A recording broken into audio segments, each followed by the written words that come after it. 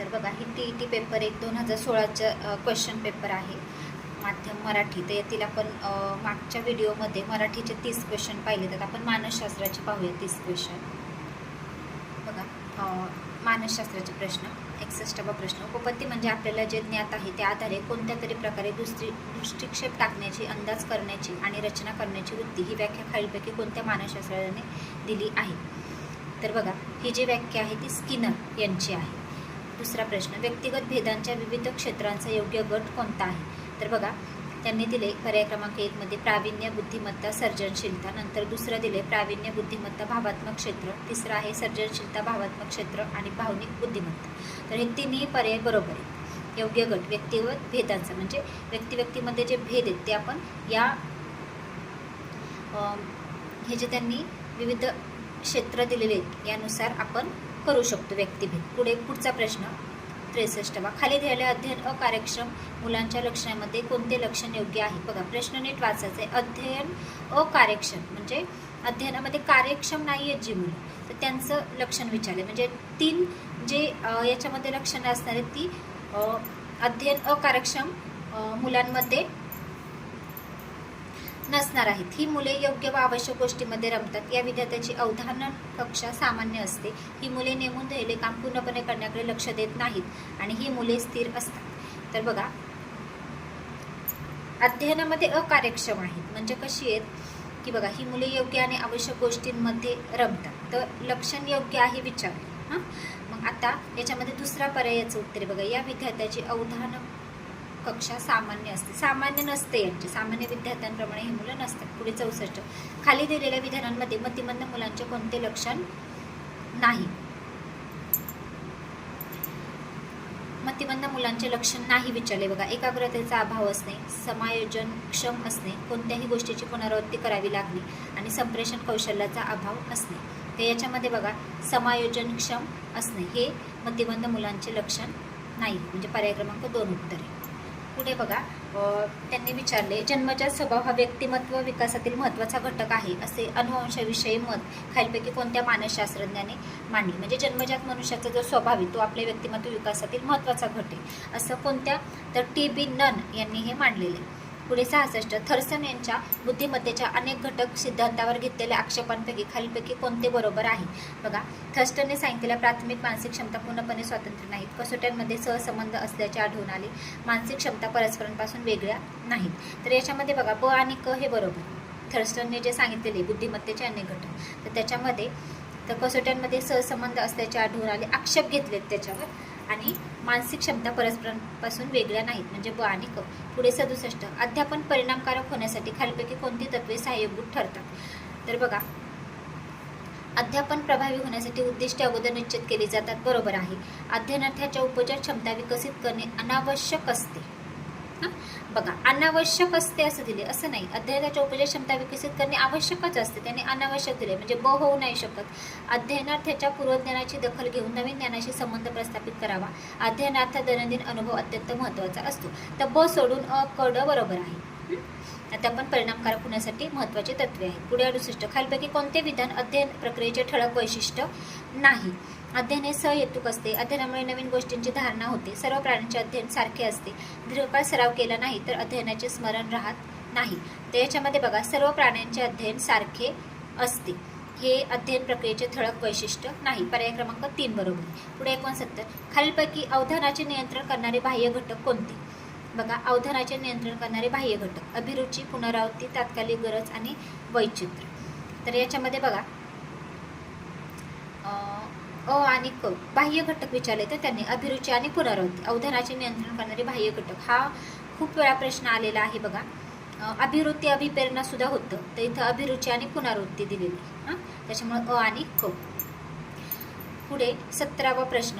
ज्ञानेंद्रियांमार्फत ग्रहण केलेला अनुभव जपून ठेवणे म्हणजे धारणा याबाबत खालीलपैकी कोणते विधान अयोग्य आहे. बघा धारणाविषयी विचारले त्यांनी. ज्ञानेंद्रियांमार्फत ग्रहण केलेला अनुभव जपून ठेवणे म्हणजे धारणा याबाबत खालीलपैकी कोणते विधान अयोग्य आहे. धारणेचा पुरावा आपणास व्यक्तीच्या वर्तनावरून किंवा शाब्दिक अभिव्यक्तीवरून मिळतो. व्यक्तिपरत्वे धारणा भिन्न असते. एका व्यक्तीची धारणाशक्ती सर्व गोष्टींच्या बाबतीत सारखी असते. धारणा चांगली होण्यासाठी पठनानंतर विश्रांतीची गरज असते. बघा तिसरं बरोबर आहे. एका व्यक्तीची धारणाशक्ती सर्व गोष्टींच्या बाबतीत सारखी असते, म्हणजे अयोग्य आहे. बाकीचे 3 जे आहेत 1, 2 आणि 4 हे तीनही कसे आहेत ते योग्य आहेत. मग चुकीचं कोणते की एका व्यक्तीची धारणा शक्ती सर्व गोष्टींच्या बाबतीत सारखी, सर्व गोष्टींच्या बाबतीत सारखी नसते ना धारणा शक्ती, हे चुकीचं आहे. म्हणून अयोग्य आहे तर पर्याय क्रमांक 3. जर तुम्ही TETच्या 2013 पासून ते आत्तापर्यंतच्या प्रश्नपत्रिकेचा जर तुम्ही अभ्यास केला ना तर तुम्हाला कळेल की खूप प्रश्न रिपीट आहेत. PYQ जे आहेत ना ते रिपीट आहेत तेच ते, त्यामुळे हे व्यवस्थितच तुम्ही लक्षात ठेवा. समिष्टवादी संप्रदायाने अवबोध्य मानसिक प्रक्रियेचा विशेष अभ्यास करून मांडलेल्या मतांपैकी कोणते मत असत्य आहे. आता बघा, समिष्टवादी म्हणजे कोण? कहलर आणि कौफ. तर बघा, पहिलंच उत्तर आहे संवेदनेमार्फत आपल्याला जे आकलन होते ते अंशतः होते. असत्य विचारले त्यांनी. बाकीचे बघा, समस्येचे एकदा निरीक्षण केले की मर्म समजते, त्यातून समस्या सोडवण्याची युक्ती सापडते, शेवटी समस्येच्या मर्मावर आपली दृष्टी केंद्रित होते. पहिलं चुकीचं. संवेदनामार्फत आपल्याला जे आकलन होते ते अंशतः होते. पुढे 72. आपण पाहिलेला एखादा क्रिकेटचा सामना मनपटलावर जसं तसा साकार होतो तेव्हा मानसशास्त्राच्या भाषेत त्याला पुढीलपैकी कोणती कल्पना म्हणतात. बघा, जसाच्या तसा आपल्या मनपटलावर तो साकार होतो, तर काय म्हणतात त्याला? पुनरुत्पादित कल्पना. पुनरुत्पादित कल्पना, पर्याय क्रमांक 3. पुढे 73. आकृत्यांसंबंधी चित्रमय कोडी सोडवता येणे, पाहिलेला रचना आकार यांचे मनात चित्र तयार करता येणे, एखादी वस्तू समोर नसतानाही तिच्या झालेल्या अवबोधावर क्रिया करता येणे, तिच्यात बदल करून नवीन काय होईल ते डोळ्यासमोर आणता येणे, ही सर्व खालीलपैकी कोणत्या बुद्धिमत्तेची लक्षणे आहेत. तर तर्कनिष्ठ गणितीय बुद्धिमत्ता. पुढे 74वा क्वेश्चन. अध्यापन करताना विद्यार्थ्याचे पूर्वज्ञान जागृत करून नवीन ज्ञानाविषयी जिज्ञासा निर्माण केल्यास त्यांचे अध्ययन सुकर होईल असे थॉर्नडाईकने मांडलेल्या अध्ययनाच्या पुढीलपैकी कोणत्या नियमानुसार साध्य होते. तर थॉर्नडाईकने बघा सज्जतेचा जो नियम मांडलेला आहे त्याच्यामध्ये सांगितलेले की अध्यापन करताना विद्यार्थ्याचे पूर्वज्ञान जागृत करून नवीन ज्ञानाविषयी जिज्ञासा निर्माण केली, म्हणजे पूर्वज्ञान जागृत करायचं, सज्जतेचा नियम. सज्ज करायचे त्यांना नवीन ज्ञानाविषयी त्यांचे जिज्ञासा निर्माण करण्यासाठी पूर्वज्ञान त्यांना देणं आवश्यक आहे. पुढे बघा 75. अध्ययन उपपत्तींच्या साहचर्यवादी उपपत्ती या वर्गात खालीलपैकी कोणत्या उपपत्तींचा समावेश होतो. आता साहचर्यवादीमध्ये कोण येतं तर बघा, थॉर्नडाईकची सहसंबंध उपपत्ती, पॅव्लॉवची अभिजात अभिसंधान उपपत्ती आणि स्किनरची साधक अभिसंधान उपपत्ती. सो अ, ब, ड ह्या तिन्ही याच्यामध्ये येतात. इथं मी लिहिलेलं आहे बघा थोडक्यात. साहचर्यवादी म्हणजे उद्दिष्ट परिपक्वता. हां, समिष्टवादीमध्ये समाकारवादी दिले, कर्ट लेविनची क्षेत्रीय उपपत्ती, अल्बर्ट बांदुरा यांची सामाजिक अध्ययन उपपत्ती आणि ज्ञानात्मकमध्ये मी डॉक्टर ब्लूम ब्रुनर यांची ज्ञानात्मक आणि डॉक्टर ब्लूम यांची एक दिलेली आहे. ठीक आहे. उपपत्त्यांवर आधारित प्रश्न आहेत काही याच्यामध्ये. खाली दिलेल्या प्रेरणा व त्यातील घटक यांचा योग्य जोड्यांचा क्रम कोणता. फडके प्रकाशांचं पुस्तक तुम्ही वाचू शकता डिअरचं. त्याच्यामध्ये भरपूर म्हणजे उपपत्त्या वगैरे खूप व्यवस्थित दिलेलं आहे. थोडंसं तुम्ही त्याचं वाचन केलं तर तुम्हाला मानसशास्त्र हा विषय खूप सोपा जाणार आहे. 30 पैकी 20 ते 25 मार्क याच्यामध्ये पडलेच पाहिजे. बघा, शारीरिक प्रेरणा, जोड्यांचा क्रम लावायचा. शारीरिक प्रेरणा, भूक, व्यक्तिगत प्रेरणा, अभिरुची, सहवास विषयक प्रेरणा, समाज मान्यता आणि प्रतिष्ठा विषयक प्रेरणा म्हणजे स्तरीय. पर्याय क्रमांक 1 उत्तर बरोबर. खालीलपैकी कोणकोणत्या घटकांच्या अध्ययनातून संक्रमण होते. तर बघा, विशिष्ट दृष्टिकोन व बंधुभाव, निष्ठा व मूल्य, पद्धती व कौशल्य, ज्ञान व तंत्रज्ञान या चारही गोष्टींचं अध्ययनातून संक्रमण होतं. पुढे 78. बघा, उजव्या हाताला दिलेल्या सरावामुळे प्राप्त झालेले कौशल्य डाव्या हाताला किती प्रमाणात प्राप्त होते हे पाहण्यासाठी आरसा व चाळणी या उपकरणाचा उपयोग करून कोणी प्रयोग केला. तर डॉक्टर गोपाल स्वामी यांनी. पुढे 79. ज्ञान प्रक्रियाकरण प्रतिमाने व त्यांचे प्रणेता यांच्या योग्य जोड्यांचा क्रम कोणता. तर बघा, याच्यामध्ये उद्गमन विचार हिल्डा टाबा, पृच्छ प्रशिक्षण रिचर्ड सचमन, जीवशास्त्रीय पृच्छा जोसेफ श्वाब आणि संबोध साध्यता जोरल ब्रुनर. तर पर्याय क्रमांक 2 याचं उत्तर आहे. बघा, फक्त एक पर्याय आपल्याला माहीत, पृच्छ प्रशिक्षण माहीतच पाहिजे आपल्याला रिचर्ड सचमन यांचं, तर ते याच्यातच आहे, सगळ्या पर्यायामध्ये नाही आहे, त्यामुळे पर्याय क्रमांक 2 उत्तर. पुढचा प्रश्न, खालीलपैकी कोणती निरीक्षण पद्धतीची वैशिष्ट्ये आहेत. तर बघा, निरीक्षण नैसर्गिक व कृत्रिम परिस्थितीमध्ये करता येते. निरीक्षणाच्या नोंदी अनेक प्रकारे करता येतात. निरीक्षणासाठी सुधारित साधनांचा वापर करणे शक्य असते.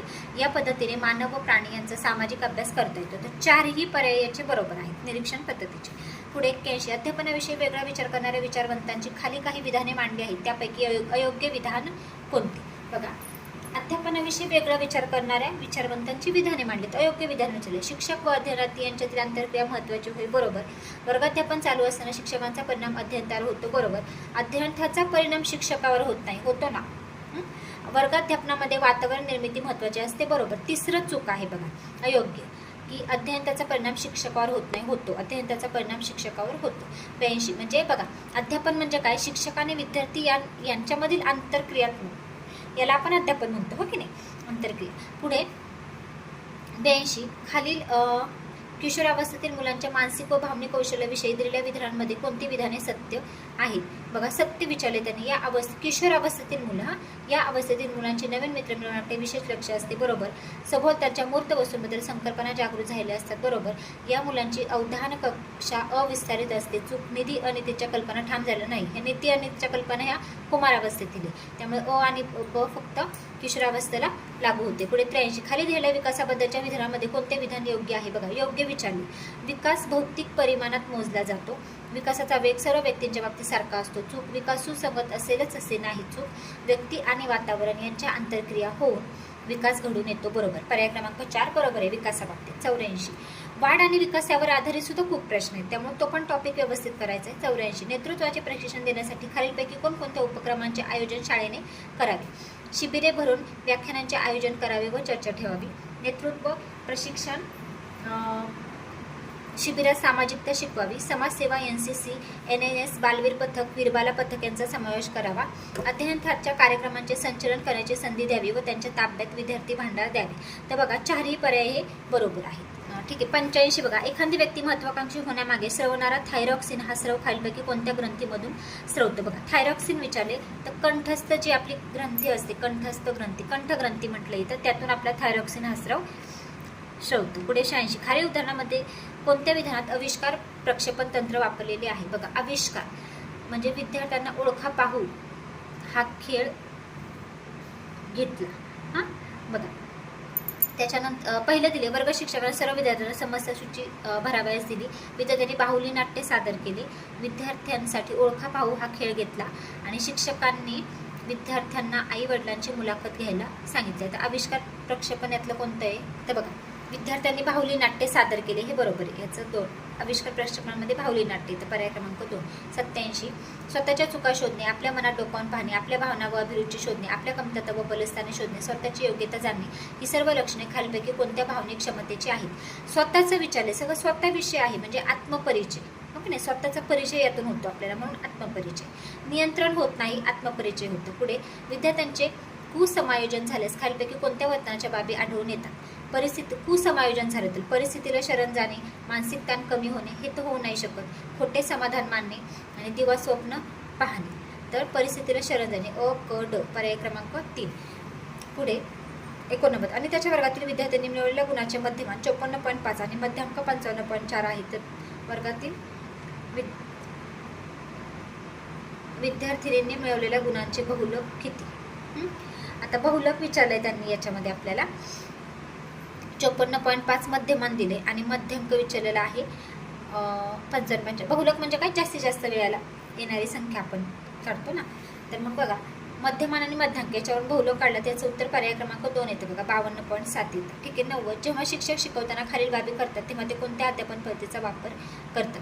तर बघा, शिक्षक शिकवतात, हां, पूर्वनियोजन, पूर्वतयारी करतात, सर्वांना दिसेल अशी व्यवस्था करतात, निरीक्षणाबद्दल निश्चित स्वरूपाच्या सूचना देतात आणि साहित्याची मांडणी शास्त्रशुद्ध पद्धतीने करतात. बघा, पर्याय क्रमांक ड जो आहे ना, साहित्याची मांडणी शास्त्रशुद्ध पद्धतीने करतात शिक्षक शिकवताना.